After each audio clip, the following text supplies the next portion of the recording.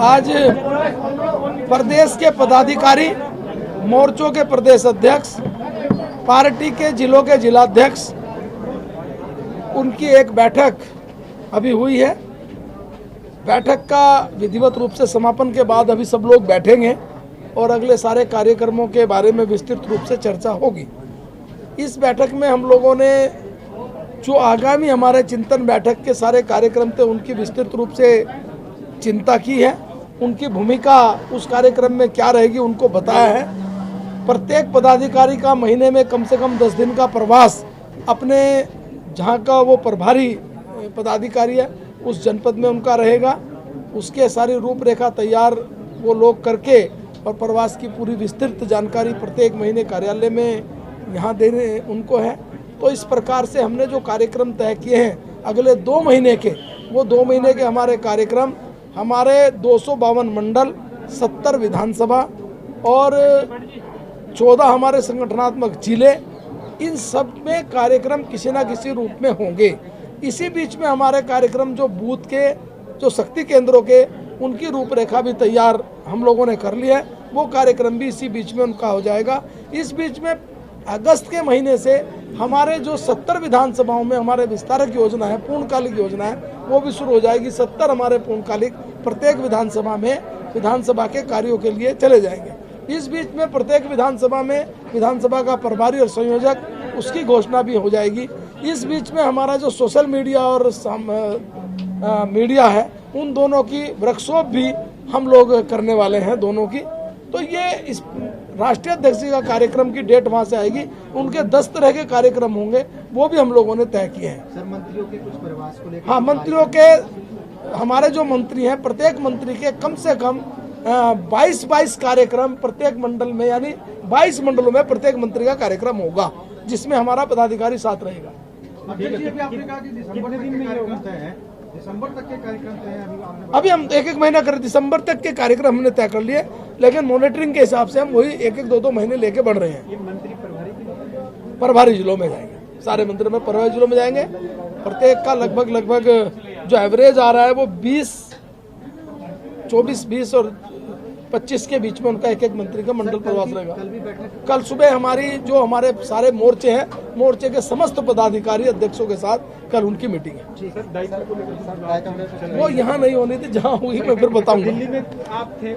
हाँ, मैं बताऊंगा ना, जब करेंगे तुरंत बताऊंगा। मैं हर चीज बता दूंगा आपको। पूछ लो कहना यार, मैं तो सब बोल ही दिया। आपका दिल्ली दौरा रहा था, क्या कुछ आउटपुट रहा राज्य के? देखिए, मैं जो जिम्मेदारी मुझे मिली उसके बाद मैं पहली बार माननीय प्रधानमंत्री जी का, हमारे राष्ट्रीय अध्यक्ष जी का और गृह मंत्री जी का और सभी केंद्रीय नेताओं का मैं धन्यवाद करने के लिए गया था, आभार व्यक्त करने के लिए गया था। उसमें मैंने उत्तराखंड से जुड़े हुए बहुत सारी जो योजनाएं चल रही हैं, उन योजनाओं के बारे में भी मैंने वहाँ पर अनुरोध किया, वहाँ पर बात की और सभी केंद्रीय मंत्रियों से भी मिला, क्योंकि उसकी एक लंबी लिस्ट है। आप लोगों को मैं अगर चाहेंगे तो वैसे दे दूँगा। तो वहाँ से लगातार इस बात का प्रोत्साहन दिया गया कि उत्तराखंड को जो भी केंद्रीय मदद मिल सकती है यथासंभव वो सारी मदद मिलेगी। तो मैं इसके लिए प्रधानमंत्री जी समेत सभी का हृदय की गहराइयों से, सभी उत्तराखंड वासियों की तरफ से मैं धन्यवाद करता हूं कि जल्द से जल्द हमको जो है बहुत सारी और योजनाएं जो हमारी चल रही हैं उनको और गति मिलेगी और कुछ और नई योजनाएं भी हमको मिलेंगी। कावड़ को लेकर कोई निष्कर्ष निकला हो?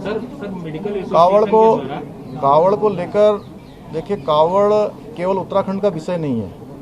कावड़ में हमारे उत्तर प्रदेश भी है, हमारा हरियाणा भी है, दिल्ली भी है। तो उत्तराखंड केवल एक होस्ट स्टेट है, उसमें होस्ट की भूमिका में है। और कावड़ कोई ये 10-20 लाखों लोगों का विषय नहीं है। यात्रा हमारी श्रद्धा और आस्था से जुड़ी हुई विषय है, लेकिन हमको ये भी ध्यान रखना पड़ेगा कि कोरोना न बढ़े।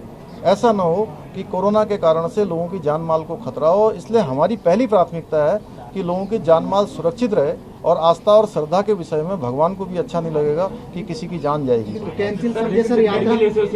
नहीं, इसके बारे में आईएमए ने भी पत्र लिखा है और आप दोनों लोग तय कर लीजिए, पहले कौन पूछेगा। आईएमए ने भी पत्र लिखा है कि यात्रा ना हो, और ऐसे में क्या सरकार कैंसिल करने जा रही है यात्रा?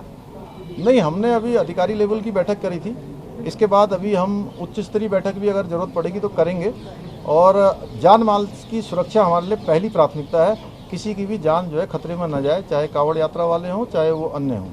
सर, बिजली को लेकर काफी सियासत अब देखने को मिल रही है। हर पार्टी कह रही है कि हम निःशुल्क बिजली देंगे। केजरीवाल जी आए थे, उन्होंने कहा ऊर्जा मंत्री के बयान से संतुष्ट हुआ, लेकिन मुख्यमंत्री जी ने खारिज कर दिया कि अभी कोई ऐसा प्रस्ताव नहीं है। और कांग्रेस में हरीश रावत ने भी कह दिया कि हमारी सरकार आएगी तो 100 यूनिट पहले साल और दूसरे साल 200 यूनिट फ्री। देखिए, हमारी जो सरकार है अभी चल रही है वो सबको अच्छी बिजली दे रही है, 24 घंटे बिजली दे रही है और सस्ती बिजली दे रही है। और उत्तराखंड के हित में जो आगे होगा वो भी हम करेंगे।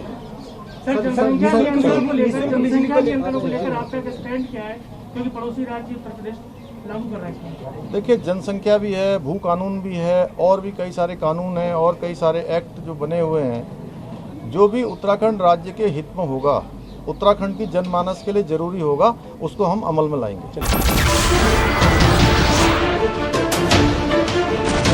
नमस्कार, मैं हूं मानक गुप्ता। अगर आपको हमारा ये वीडियो पसंद आया हो तो इसे लाइक और शेयर जरूर करें, और हाँ, हमें सब्सक्राइब और फॉलो करना ना भूलें ताकि आप देश और दुनिया की कोई खबर मिस ना करें। तो जुड़े रहिए हमारे साथ और देखते रहिए न्यूज़ 24।